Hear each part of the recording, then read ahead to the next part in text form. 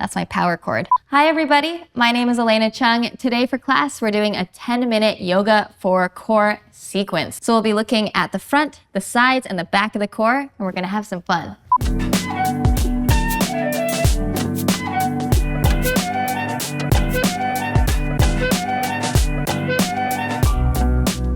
So you might be wondering, what the hell are you holding? This is a spine. And it's really important to talk about the spine in relationship to the core, because sometimes when we think about the core in our society, it brings up a lot of different thoughts and images and associations. But your core is not just that. It's actually a really functional structure with a ton of different layers that works to stabilize your spine, particularly in movement. So today in class, we'll be looking at engaging the front, the sides, and the back side of our core. So let's get started. What you'll need for class today is a block. If you don't have a yoga block, that's okay. Something like a shorter foam roller or even a water bottle would work really well. We're just gonna use it for a little bit of resistance for our core. So we're gonna start off lying down on our backs. Make sure your block or block-like object is handy. And as you come to lying down, we'll start with knees bent, soles of the feet onto the floor. Relax your arms by your sides and just close your eyes and take a deep breath. I'd like you just to bring some awareness to your core. And just notice that as you breathe, you can feel your belly move with your breath.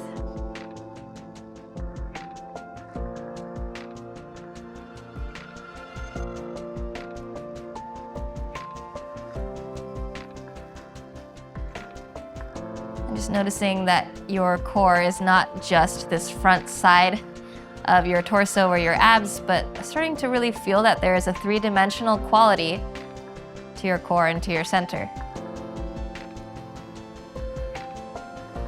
Take a deep breath.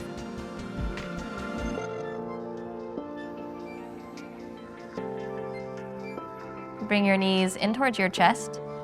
Then go ahead and grab your block and take your block on its narrowest width between your inner thighs. It can either be narrowest or the medium width, whatever makes the most sense and feels appropriate for your body. Then go ahead and bring your knees so that they stack over your hips. So think 90 degrees at your knee joints, 90 degrees at your hips. From there, take your hands, place them onto your thighs. So we're just gonna work with a little bit of internal resistance here. Flex your toes towards your nose, and then push your hands into your legs, and don't let your legs move. And you'll notice as soon as you push with your hands, there is this sense of resistance you have to create around your core to prevent your legs from moving away from you. So the great thing about this is that you get to control how much effort you're driving through the arms. So if you want more challenge, you'll push harder with the hands. If you want less, you'll push a little bit less, and breathe. If you notice there is an overarching of your mid-back, see if you can find a little bit more stability in your core. It's not about overly pressing your low back into the floor, however.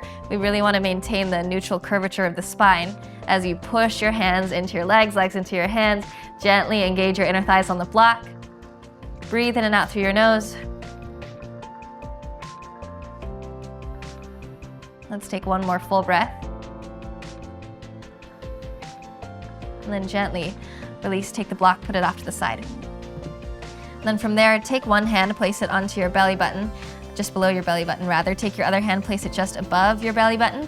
We're gonna use that as a little bit of tactile feedback. So your legs are in the same place. Then take an inhale. And on your exhale, tap your left foot to the floor.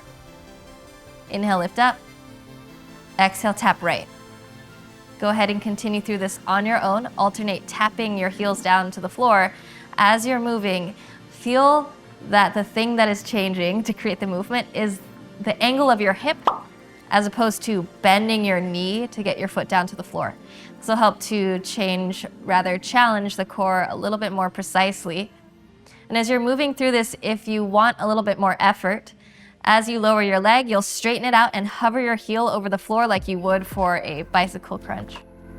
And really what we're looking for here is that deep sense of stability around the core as your limbs, your legs, change their position in space. So as the leg lowers towards the floor, we're keeping the lower ribs hugged in. We'll just do a couple more here. The next time your right leg moves, that will be your last one. Then gently hug both knees in towards your chest. You can interlace your fingers on top of the shins or hands simply onto your kneecaps. You can stay still or sway side to side or back and forth. Go ahead and grab your block. You'll take the shortest end of your block and place it onto your left thigh. It might help to look up at the screen for this one. Take your left elbow and put it on the other end. So you're holding the block on its longest width between your left elbow and your left thigh. Pick up your head, interlace your fingers behind your head. So you're gonna catch your head into your hands here. Point your left toes, straighten your right leg up towards the ceiling, and then point your right toes here as well. Engage around your core so nothing else is going to move. Take an inhale. On your exhale, slowly lower your right heel till it just hovers over the floor. Inhale, lift your right leg up. Exhale, slowly lower to hover. We'll do this 3 more times with your breath. As you're moving, if you want less, you can bend your right knee and go back to tapping the foot to the floor like we did earlier. But your main goal here is to minimize the potential rocking back and forth through the spine. And then try to crush your block between elbow and thigh. Last one. Right knee in towards your chest, switch sides. Right side, so block between right thigh, right elbow, catch your head into your hands. Straighten your left leg up. Point your toes. Remember, you can always work this option with the knee bent here. Take an inhale. Exhale, slowly lower to your left heel, just hovers over the floor. Inhale, lift up. Exhale, slowly lower. 3 more times on your own. With core work, it's not about the speed, at least not today. It's really about the good form. It's about doing it right and doing it well. 1 more. Left leg in towards your chest. Go ahead and release the block, put it off to the side. Hug both knees in for a moment, and then just roll over onto your side. We'll make our way up to tabletop, hands and knees. And then just 2 or 3 rounds of cat-cow. Inhale, arch your back, look up. Exhale, round. Inhale, cow pose. Exhale, cat. Inhale, cow. Exhale, cat. Make your way back to a neutral spine. Tuck your toes under, hover your knees off the mat just 1/2 inch. Be really cognizant of this. We're not just starting to let the hips elevate. Knees are just hovering, engage through your core. Push the earth away through your toes, through your fingertips. Bend your elbows out to the sides and then wrap your elbows in like you're trying to hold something between your forearms. You can always choose to keep the arms straight if that works better in your body. Engage through your core again. Push your toes into the floor. Root your fingertips down. Breathe for 5, 4, 3, take an inhale. Exhale, downward facing dog. Take 1 deep breath here. So this next part might feel familiar, but I encourage you not to rush through it. Stick with me. Inhale, lift your right leg high, 3-legged dog. On your exhale, knee to nose, keep your down dog shape. So you're using your core to draw your knee up towards your chest. Inhale, right leg high. Exhale again, knee to nose. 1 more time, inhale. And then exhale, knee to nose. Keep your knee hugging in. Shift your weight forward into a plank. And then take your right knee, bring it up towards your right tricep. Take an inhale. Exhale, slowly lower like you're tracing your knee along your forearm, so it's just behind the wrist. Cross your body, lift your knee up, move across, come down, move across, lift up, cross the body back to right tricep, right wrist. Let's do that 1 more time. Left wrist, left tricep, right tricep, 3-legged dog on your inhale, right leg up and back. Exhale, right foot down to the floor. Inhale, lift left leg high.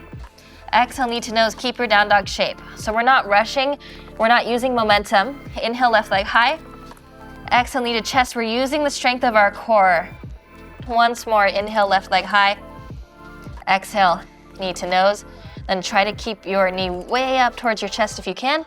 Shift forward into plank. Hold a strong plank. Take your knee to your left tricep. Big inhale. Exhale, slowly lower your knee so it's behind the left wrist. Cross your body to the right wrist. Lift up. Cross your body, left tricep, left wrist, right wrist. Lift up. Cross the body, down to the right. Lift up. We'll do that 1 more time with control on your own. And then 3-legged dog. Inhale, left leg up and back. Exhale, left foot comes down to the floor. Shift forward into a plank. Forearms come down to the floor. Forearm plank. So you can either interlace the fingers here. If you want a little more challenge, keep the forearms parallel. And then breathe. Walk your feet as wide as the side edges of the mat. Draw in through the ribs. Think of broadening across your collarbones. Option to stay. You can always bring knees down if you'd like. Or to challenge yourself a little bit more, hover your left foot off the floor. For 3, 2, 1. Left foot down, hover right foot for 3, 2, 1.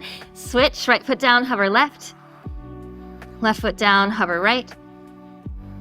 Right foot down, take an inhale. And then exhale, knees down to the floor, hips lower down, Sphinx pose.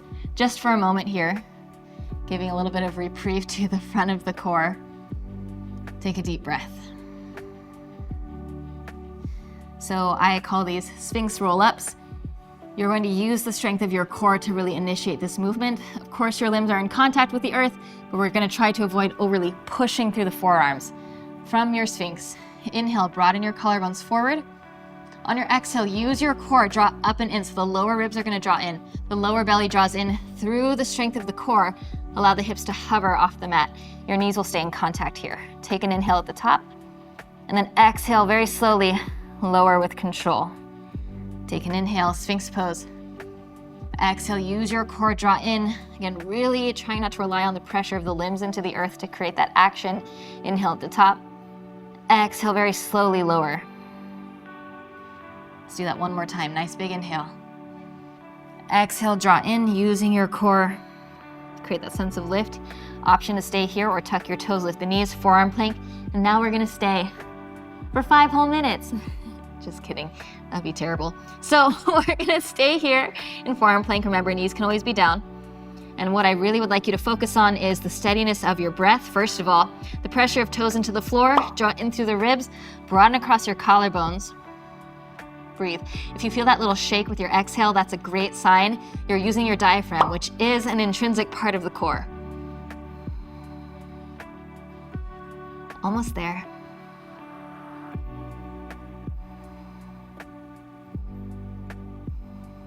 Five, 4, 3, 2, 1. Knees down to the mat. Sphinx pose. Pause here. Just take a few rounds of breath.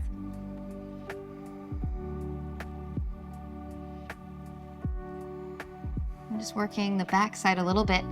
Take your forehead down to the floor, arms alongside you. Turn your palms face down. And on your inhale, full locust pose. Lift the legs, lift your chest, lift the arms. And then just feeling this nice sense of a full body effort across the back side. Think of it like you could reach from your toes to the crown of your head. Take an inhale, lift a little higher. And then exhale, release. You can put one ear down to the floor. Deep breath. One more time, forehead to the earth. Inhale, lift all the limbs, chest, head. Reach through your fingers, reach through your toes, reach through the crown of your head. Try to get a little bit more expansive. Take a nice big in breath. And then exhale, release. Make a little pillow out of the backs of your hands, rest your forehead down. Take 3 deep breaths. See if you can think of expanding your lower back as you breathe.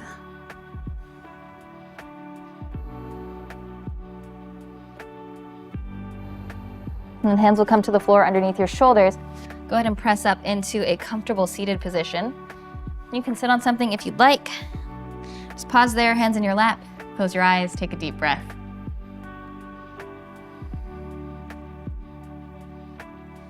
Gently blink your eyes open. Nice work. So I know core work can be a little bit challenging, but just remember you're here and you showed up and you did the work. So just keep coming back and you'll notice those improvements happening day by day. If you enjoyed this class, go ahead and hit like, hit subscribe, hit the notification bell, leave a comment. Let me know how your core feels. Mine feels worked for sure. And again, my name is Elena Cheung and I'll see you again soon.